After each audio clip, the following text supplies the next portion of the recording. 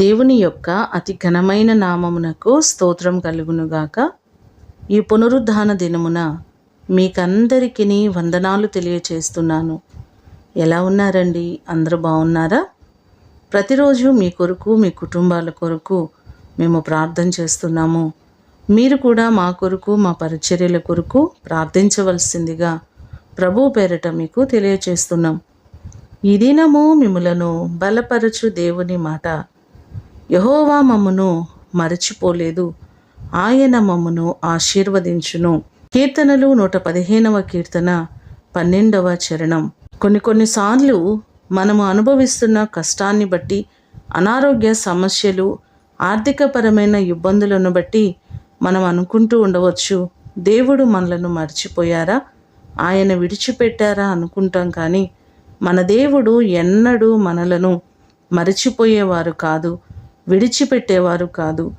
ద్వితీయోపదేశకాండము 32వ అధ్యాయము 18వ వచనంలో చూస్తే, నిన్ను పుట్టించిన ఆశ్రయదుర్గమును విసర్జించితివి, నిన్ను కనిన దేవుని మరచితివి అనే భాగం మనకు కనబడుతుంది.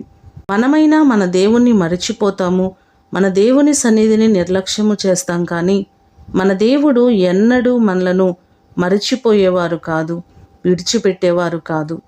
నిన్ను విడువను ఎడబాయనని వాగ్దానం చేసిన గొప్ప దేవుడు ఆయన. ఈ లోకంలో అందరూ నిన్ను మరచిపోవచ్చు, అందరూ నిన్ను విడిచిపెట్టవచ్చు. కానీ మీ దేవుడు నిరంతరము మీతో పాటు ఉండి, సదాకాలము మీ పక్షమై ఉండి, ఆయన మిమ్మును ఆశీర్వదించేవారు. ఈ మాటలు వింటున్న మీకందరికీ దేవుడు క్షేమమును అనుగ్రహించి ఆయన మిమ్మును ఆశీర్వదించునుగాక. ప్రార్థన చేసుకుందాం. కుటుంబములకు మూలకర్త అయిన మా ప్రేమ కలిగిన పరలోకపు తండ్రి, మీ ప్రశస్తమైన పాదములకు వందనాలు ప్రభువా.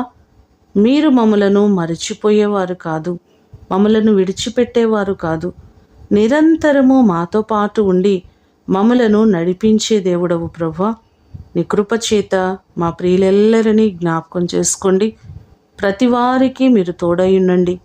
వారి సమస్యలన్నిటి నుంచి విడిపించండి, వారి ఇబ్బందుల నుంచి విడిపించండి, అనారోగ్య సమస్యల నుంచి విడిపించండి. ప్రతి వారికి మీరు మేలు చేయండి ప్రభువా. ప్రతి కుటుంబాన్ని పేరు పేరు చొప్పున మీరు ఆశీర్వదించండి. దైవ జనాంగం అంతటిని మీరు దీవించండి. ఈ దినం ఆరాధనలన్నిటిలో మీ సన్నిధి, మీ అభిషేకము మాకందరికీ మీరు కలుగ చేయమని యేసు అతి శ్రేష్టమైన నామమున అడిగి వేడుకొని పొందియున్నాము తండ్రి, ఆమేన్. దేవుడు మిమ్ములను దీవించునుగాక.